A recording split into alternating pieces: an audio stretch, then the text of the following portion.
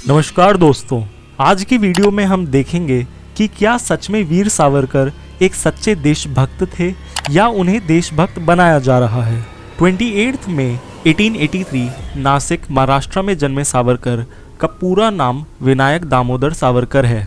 ये एक prominent class के थे जिसे चित्पवन ब्राह्मण कहते हैं। सावरकर ने अपनी बैचलर्स ऑफ आर्ट की डिग्री फर्ग्यूसन कॉलेज से ली थी और उसके बाद वो पॉलिटिकल एक्टिविस्ट बन गए थे।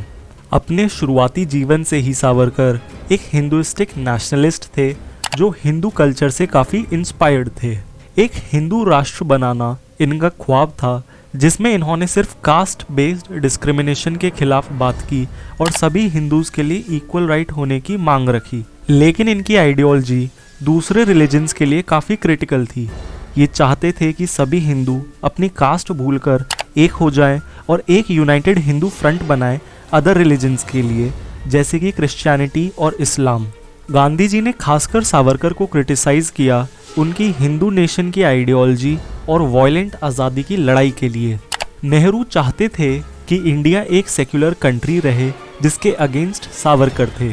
सुभाष चंद्र बोस ने भी कई टॉपिक्स पे सावरकर की आलोचना की, जिसमें बोस एक इंडियन नेशन चाहते थे ना कि एक हिंदू नेशन। ऐसे ही कई और पब्लिक फिगर थे जिन्हें डर था कि सावरकर हिंदू इंटरेस्ट को ज़्यादा इम्पोर्टेंस देंगे बजाय इंडियन नेशन की, जहां पर सभी धर्म और जाति के लोगों का घर होगा। डॉक्टर अंबेडकर ने सावरकर को उनके कास्टिस्ट आइडियोलॉजी के लिए क्रिटिसाइज किया था। सावरकर ने कास्ट बेस्ड डिस्क्रिमिनेशन ख़त्म करने की बात तो की थी, लेकिन कास्ट सिस्टम ख़त्म करना नहीं चाहते थे और उन्होंने अपनी कई स्पीचेस में ये भी कहा था कि हिंदू सोसाइटी बनाए रखने के लिए कास्ट आइडेंटिटी होनी ज़रूरी है और महिलाओं के लिए वो यही सोचते थे कि उनका परम धर्म घर को संभालना है। हम ये भी देखेंगे कि कैसे नाथूराम गोडसे ने गांधी को मारा था और जिनसे इनडायरेक्टली विष्णु करकरे, मदनलाल पाहवा, वीर सावरकर, दिगंबर बागड़े जुड़े थे। लास्ट में सावरकर के कुछ माफ़ी नामे पर नज़र डालेंगे जिसमें उन्होंने ब्रिटिशर से कहा था, सरकार अगर कृपा और दया दिखाते हुए मुझे रिहा करती है तो मैं अंग्रेज़ी सरकार के प्रति वफादारी और कट्टर समर्थक रहूँगा और अंग्रेज़ों की प्रगति के लिए काम करूँगा। मैं सरकार की किसी भी हैसियत से सेवा करना चाहता हूँ। मैं हमेशा ईमानदार और वफादार रहूँगा आपके लिए। मुझे जेल में रखकर कुछ हासिल नहीं होगा बल्कि रिहा करके ज़्यादा हासिल होगा। केवल पराक्रमी ही दयालु हो सकता है और इसलिए विलासन पुत्र माता पिता के दरवाजे के अलावा और कहाँ जा सकता है।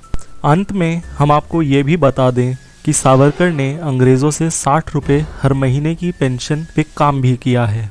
हमें कहीं ना कहीं ये भी देखना होगा कि सावरकर की विचारधारा समय समय पर बदली है, जिससे हम ना तो उन्हें आज की मान्यता से एक सच्चा देशभक्त कह सकते हैं और ना ही एक देश विरोधी। आपकी क्या राय है कमेंट सेक्शन में बताएं। और अगर आपको ये वीडियो अच्छी लगी हो तो डॉक्टर अंबेडकर के ऊपर ये वीडियो देखें जिसमें उन्होंने सब धर्म जाति के लोगों का भला किया था।